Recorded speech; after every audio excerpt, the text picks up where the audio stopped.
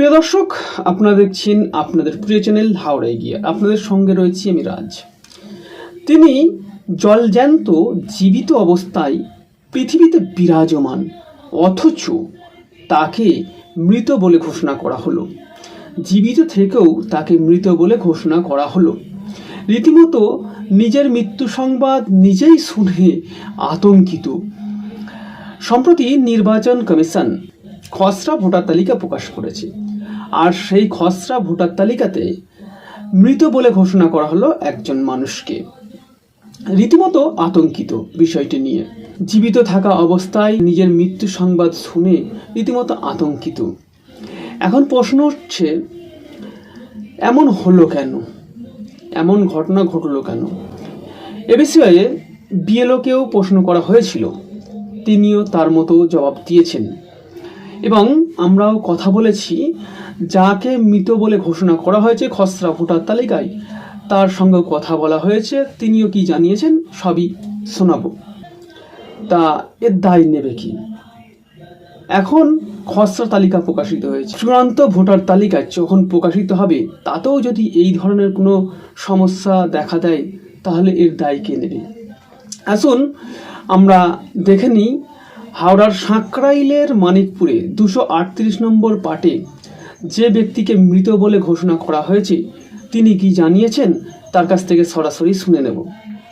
এবং আরও একটি ঘটনা এই একই পাটে ঘটেছে, নিখোঁজ বলে ঘোষণা করা হয়েছে, নিরুদ্দেশ বলে ঘোষণা করা হয়েছে, অথচ তার দরজায় টোকা দিতেই সেই ব্যক্তি বেরিয়ে পড়লেন।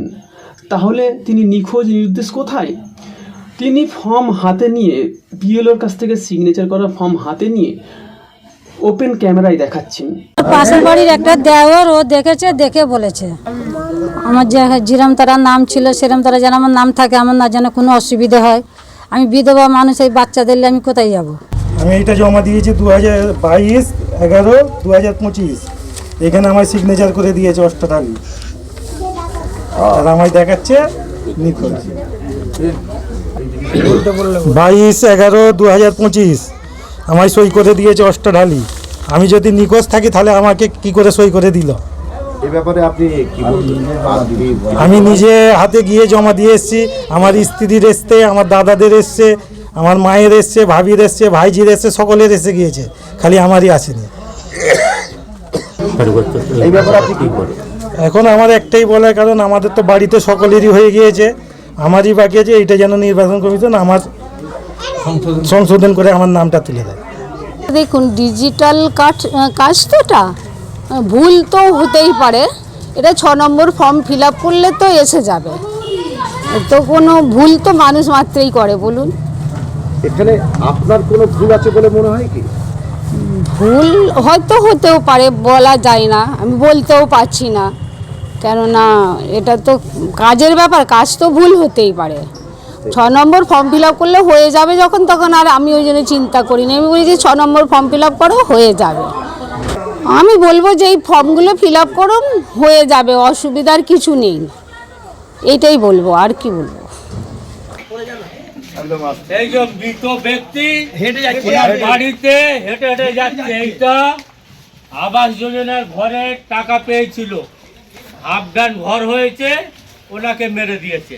তাহলে কি সরকার আর টাকা দেবে? ইয়ে করতে চাই যে ইনি তো জীবিত, তাহলে একে মৃত বলে ঘোষণা কেন করা হলো? কিসের জন্যে?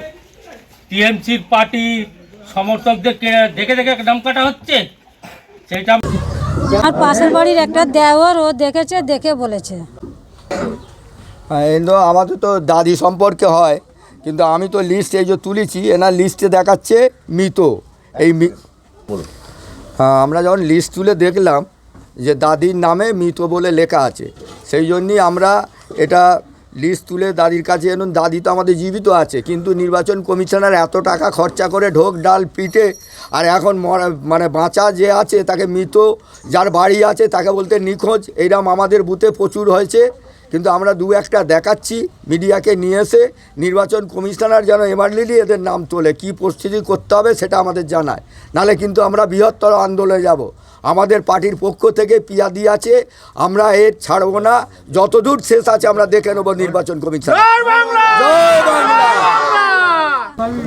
আমার যে যেরম তারা নাম ছিল সেরম তারা যেন আমার নাম থাকে, আমার না যেন কোনো অসুবিধা হয়। আমি বিধবা মানুষ, এই বাচ্চাদের নিয়ে আমি কোথায় যাব?